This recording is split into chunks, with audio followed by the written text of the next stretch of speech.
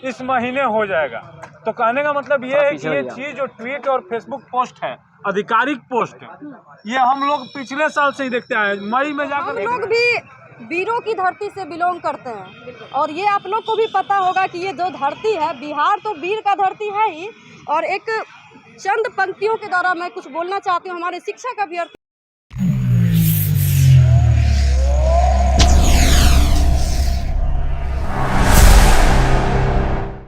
लगातार सीटेट बीटेट की अभ्यर्थी जो रोड पे धरना प्रदर्शन करते हुए नजर आते हैं, कहते हैं कि बिहार में भ्रष्टाचार, रोजगारी नजर आती है।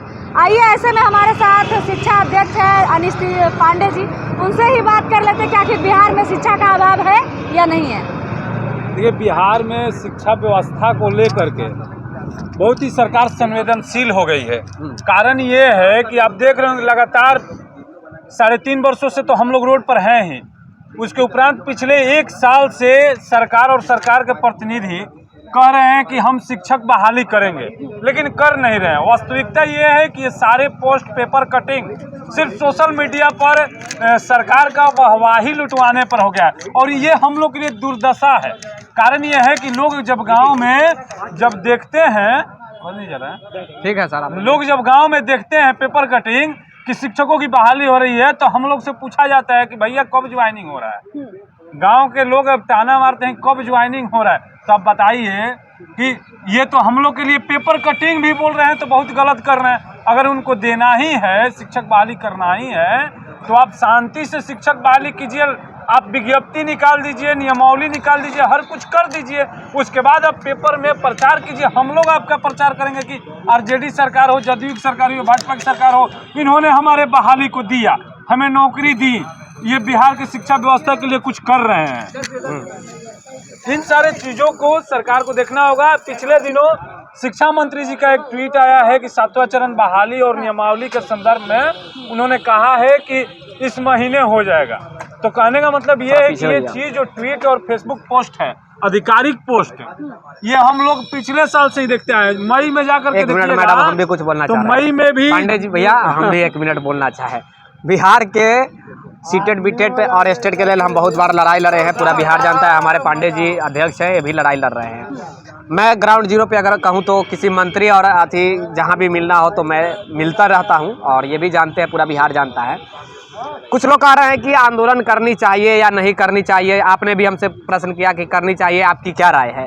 तो मैं यही कहना चाहूँगा कि ये पिछले 3 सालों से सरकार दावा कर रही है कि हम बहाली निकाल रहे हैं। क्या कोई ऐसी पेपर बची हुई है जिसमें नहीं कहा गया हो कि बहाली आने जा रही है? कोई पेपर बची हुई है? हर एक पेपर में आपको है कि भैया बहाली कल आ रही है। मतलब ऐसा होता है कि बहाली कल के कल आएगी और परसों से स्कूल में सारे भाई लोग मास्टर साहब बन जाएंगे, लेकिन अभी तक आए नहीं 3-4 सालों से। तो मैं तो यही कहूँगा, मैं अभी एक स्टूडेंट हूँ और स्टूडेंट के नाते बड़े भैया के साथ खड़ा होकर आपसे बात कर रहा हूँ। Not a journalist, I am only for student. तो यही कहूँगा कि स्टूडेंट हूँ तो बिना लड़ाई लड़े कुछ हुआ नहीं है। और बिहार है भैया, तो बिहार में पीटी में उसके बाद लड़ाई, लाठी डंडा, तभी कुछ होता है। आगे पांडे जी। बिल्कुल, देखिए, तो वही बात है कि आप आधिकारिक जो पोस्ट करते हैं, मई से लेकर के पोस्ट चालू है। मई में भी नीतीश कुमार का ऑफिशियल पोस्ट आया था कि इस साल नियुक्ति हो जाएगी। राजद के तो कई प्रवक्ताओं ने हमारी ज्वाइनिंग तक करवा दी थी दिसंबर में, लेकिन अभी तक कुछ हुआ नहीं। फरवरी भी आ गया है। तो हम चाहते हैं कि आप ये जो पोस्ट करते हैं, पोस्ट न बन करके वास्तविकता हो, ज़मीन पर उतरे। और बिहार में शिक्षकों की अभाव है, ये आप मीडिया बंधु जब जाते हैं स्कूलों में तो ये साफ दर्शाया जाता है, दिखता है कि बिहार में शिक्षकों की कमी है और योग्य शिक्षकों की घनघोर कमी है शिक्षकों की। 2 शिक्षक के कारण पूरा स्कूल चलता है। उसमें भी शिक्षकों की क्या दिया जाता है, तो मिड डे मील रहता है, बीआरसी संभालना है, सीआरसी संभालना है, तमाम प्रकार के उनको कार्यक्रम दिया जाता है। अभी तो जनगणना में भी लगे हुए हैं, जातीय जनगणना, भैंसी, गाय, घोड़ा, बंदर, कुत्ता कितना किसके पास है। जातीय जनगणना होना जरूरी था। अरे हम जातीय जनगणना के ऊपर कोई टिप्पणी नहीं करना चाहेंगे मैडम, लेकिन शिक्षक है भैया, एक स्कूल में 2 शिक्षक सारा कार्यक्रम करते हुए अभी जातीय जनगणना में चल रहा है। तो ये हमारे बिहार के दुर्भाग्य है। पांडे जी, ये हमारे बिहार की दुर्भाग्य है। हमें लगा था कि बिहार के जो अभी education minister professor Chandrashekhar Yadav ji बने हैं तो कुछ परिवर्तन लाएंगे, कुछ सुधार करेंगे, लेकिन अभी तक कुछ हुआ नहीं है और मुझे नहीं लगता है कि ये बिहार के एजुकेशन मिनिस्टर कुछ परिवर्तन करेंगे। हमारे बीच 2 स्टूडेंट और आ गई है। उधर अनीश जी है और अनामिका जी इधर आ जाइएगा, 1 मिनट। अनामिका जी कम यार। तो आपको क्या लगता है कि अब बहाली फिर से इधर आ गई हैं, इनसे भी बात कर लीजिए आप, आइए। बहाली है जो रोक दिया गया है, तो क्या लगता है उनकी ये बहाली रोका नहीं गया, सारा बहाली लगभग कंप्लीट हो चुका है। विभाग उसको मुद्दा बना रहा है झूठ-मूठ का कि हम बहाली वो नहीं कंप्लीट हुआ, ऐसा कुछ नहीं, सारा बहाली कंप्लीट हो चुका है। सिर्फ अड़चन लगाए हुए हैं हर जगह, बस उनको इतना ही करना। वो पैरेलल भी चला सकते हैं, बहुत सारा उपाय है। अगर वो वास्तव में बहाली करना चाहेंगे तो बहुत सारा उपाय है, वो पैरेलल बहाली को चला सकते हैं। सारा बहाली को एक साथ पैरेलल चलाए वो। आपको क्या लगता है सीटेट विटेट की जो अभ्यर्थी है वो किस तरह से रोड पे लगातार धरना पे नजर आते हैं? उनका कहना है कि हमारी बहाली रोक दी जाती है, हमारी बहाली नहीं होती, तो आपको क्या लगता है? मैम, सबसे पहले तो मैं खुद सीटेट क्वालिफाइड स्टूडेंट हूँ और हम लोग खुद पिछले साल कंटिन्यू प्रोटेस्ट किए हैं। और सबसे बड़ी बात यह है कि अभी शिक्षा मंत्री जी काफ़ी टाइम के बाद कुछ ना कुछ बोले हैं, तो उनके बोलने से कहीं ना कहीं अभ्यर्थियों में जो एक निराशा का भाव था, थोड़ा बहुत संतोष आया है। तो उन्हीं के बातों को सम्मान करते हुए हमारे टीम के द्वारा जो हम लोग प्रोटेस्ट करने का सोचे थे, तो हम लोगों ने सोचा है कि अगर माननीय शिक्षा मंत्री जी पहली बार शिक्षा मंत्री हो करके और शिक्षा पे बात की है, खास करके 7वें चरण की बहाली पे, तो कुछ समय देना चाहिए। क्योंकि शिक्षा मंत्री जी का कहना है कि हम जैसे ही पटना से चले थे तो हम साइन करके चले थे। अब ये तो शिक्षा मंत्री जी बोले हैं मीडिया में, लेकिन आप लोग तो देखे नहीं है ना, साइन किए कि नहीं किए क्या पता है। ठीक है मैम, लेकिन कम से कम चलिए हमारे स्तर से, क्योंकि हम लोग को लेना तो सरकार से है, कल को हमारे ऊपर ये ब्लेम नहीं आए कि ये शिक्षक अभ्यर्थी नहीं है। इसीलिए हम लोग माननीय शिक्षा मंत्री जी की बातों का सम्मान करते हुए एक कैबिनेट बैठक तक का हम लोग वेट करते। अगर वो साइन कर दिए हैं तो वो कैबिनेट बैठक में वो हम लोग को दिखना चाहिए नियमावली। और मैं शिक्षा मंत्री जी से गुजारिश भी करना चाहती हूँ कि सर, हम लोगों की लड़ाई नियमावली के लिए नहीं थी, हम लोगों की लड़ाई थी नोटिफिकेशन के लिए। तो आप अविलंब नियमावली के जस्ट बाद 7th फेज का नोटिफिकेशन जारी करवाइए और 1 से लेके 12 तक का एक साथ नोटिफिकेशन आए। आपको ऊपर से भरना है वो भरिए, उसमें कोई दिक्कत नहीं है, लेकिन बहाली एक साथ ओपन हो और एक कट ऑफ डेट रहे, जिससे आगे कभी इफ एंड बट वाली कंडीशन नहीं आए या फिर कोर्ट में कोई इशू नहीं हो। तो इसी वजह से हम लोग उनकी बातों को रिस्पेक्ट देते हुए ये अभी सोचे हैं कि जो प्रोटेस्ट हम लोगों का होना था उसको थोड़ा एक्सटेंड कर रहे हैं। ये एक्सटेंड इसलिए बोल रहे हैं मैम कि अगर हमारे लिए पटल पे कुछ नहीं दिखेगा तो फिर हम मजबूर हैं। ये हमारी मजबूरी है कि अगर अभी भी जो गुड न्यूज वो कह रहे हैं कि 2023 युवाओं के लिए नौकरियों का भरमार है, इतिहास रचा जाएगा, अगर वो इतिहास रचा जाता है तो हम लोगों को बहुत खुशी होगी। और वो जो कहते हैं कि हमारी इच्छा है कि प्रदेश में प्यार मोहब्बत फैलाया जाए, तो सच में प्यार मोहब्बत फैलेगा। लेकिन अगर इसमें कोई भी तरह का दिक्कत हुआ तो हम लोग फिर से रोड पे उतरने के लिए, लाठी खाने के लिए, जेल जाने के लिए, जो भी सोचिए उसके लिए हम लोग मजबूर हैं। अच्छा, क्या लगता है कि मतलब अगर नहीं मिलेगा जॉब तो आप लोग तो ऑलरेडी यहाँ बिहार में भ्रष्टाचार और बेरोजगारी का महामार चल रहा है, लगातार युवा रोड पे आ रहे हैं, लाठी खाते हैं फिर चले जाते हैं, लेकिन होता कुछ नहीं है। इस बार क्या लग रहा है, होगा मैम? इस बार लाठी खाना फिर है।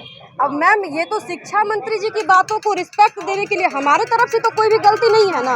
कल को अब वो ये तो नहीं कह सकते हैं ना कि जब हमने आपसे बोला उसके बाद भी आप हमारे खिलाफ हैं। ये तो चीज़ हमारे तरफ से नहीं है। अगर इसके बाद भी आप नहीं देते हैं तो हम लोग भी वीरों की धरती से बिलोंग करते हैं, और ये आप लोग को भी पता होगा कि ये जो धरती है, बिहार तो वीर का धरती है ही। और एक चंद पंक्तियों के द्वारा मैं कुछ बोलना चाहती हूँ हमारे शिक्षक अभ्यर्थियों के बहादुरी के लिए कि रक्त बहाकर श्रृंगार करूँ मैं, खामोश यहाँ तलवार नहीं। रक्त बहाकर श्रृंगार करूँ मैं, खामोश यहाँ तलवार नहीं। और ये धरती है महाराना की, हार हमें स्वीकार नहीं। तो आपकी ये जो हार है स्वीकार नहीं है। चलिए ठीक है, अच्छी बात है कि बिहार की धरती पर आप लोग हैं, मुख्यमंत्री भी कहीं ना कहीं बिहार की धरती से हैं, और कहीं ना कहीं वो उनको भी समझना चाहिए कि इतने दिनों से लगातार जो प्रोटेस्ट करते अभ्यर्थी नजर आ रहे हैं, कहीं ना कहीं उन्हें सोचना चाहिए, एक बार ही सोचना चाहिए कि शिक्षा का अभाव थोड़ा कम हो जाए। लेकिन ऐसा लगता नहीं कि अब शिक्षा का अभाव थोड़ा कम होगा। कभी बीटेट का तो कभी सीटेट का तो कभी कुछ तो कभी कुछ, ये मतलब एनी टाइम रोड पे तो नज़र ही लोग आ रहे हैं, कम नहीं हो रहा है। तो अभी लग रहा है कि तीसरे जो चरण आ रहा है विधानसभा की बैठक जो होगी इस बार, उसमें लगता है कि कुछ निर्णय बढ़िया लिया जाएगा। मैम देखिए, ये तो फिर वही वाली बात हो गई ना। अगर आप ये कह रहे हैं कि हम साइन करके आए तो हम लोग विधानसभा सत्र तक का वेट नहीं करेंगे। बैठक परसों आई थिंक रखा गया है, कैबिनेट का बैठक, कम से कम परसों हम लोग को नियमावली दिखना चाहिए। अगर ये दिखता है तो हमारे लिए थोड़ी बहुत गुड न्यूज हम लोग कह सकते हैं। हाँ। लेकिन आप लोग देखते होंगे कि आए दिन केवल शिक्षक अभ्यर्थी ही नहीं, CTET, बीटेट, estate, BPSC, Bihar SSC, सब कोई रोड पे आए हैं। तो कहीं ना कहीं ये तो बिहार के लिए सोचने का एक मैटर तो है। अगर सारे डिपार्टमेंट के बच्चे रोड पे आ रहे हैं तो कुछ ना कुछ तो रीजन से आ रहे होंगे ना, क्योंकि रोड पे आ करके प्रोटेस्ट करना किन्हीं को भी अच्छा नहीं लगता, ये मजबूरी है। तो मैं सरकार से गुजारिश करना चाहती हूँ कि सर, जो आप बिहार के युवाओं की बात करते हैं कि ये युवाओं की सरकार है, उन युवाओं को जॉब तो चाहिए ही, और ट्रांसपेरेंसी भी बहुत मैटर करता है। तो आप जिस भी डिपार्टमेंट में वैकेंसी ला रहे हैं उनमें ट्रांसपेरेंसी होना बहुत ज़रूरी है। और इसके लिए आप लोग को सोचना है कि आप किस तरीके से करिए कि युवाओं का भरोसा जो है वो आप पे बना रहे। सही बात। अच्छा, अभी आरजेडी की सरकार है। अच्छा, क्या लग रहा है कि आरजेडी की सरकार आई बिहार में तो कुछ चेंजेस आया बिहार में?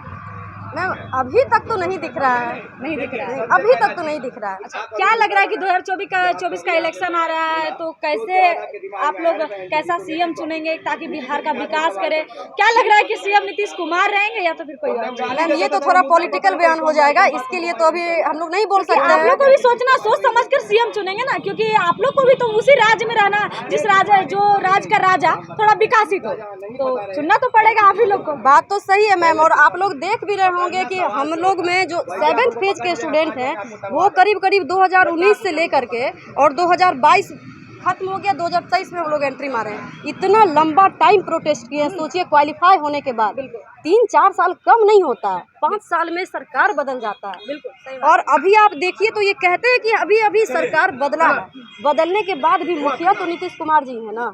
सही बात है, 5 साल में चेंज हो जाता है, लेकिन सोच जो है उनका नहीं चेंज होता है। बिहार सरकार में यही है खूबी कि 5 साल हो जाता है, कुर्सी अदल बदल होते रहता है, लेकिन सरकार की सोच वहीं के वहीं रहती है। इसीलिए अभ्यर्थियों को जीना मुश्किल हो गया बिहार में।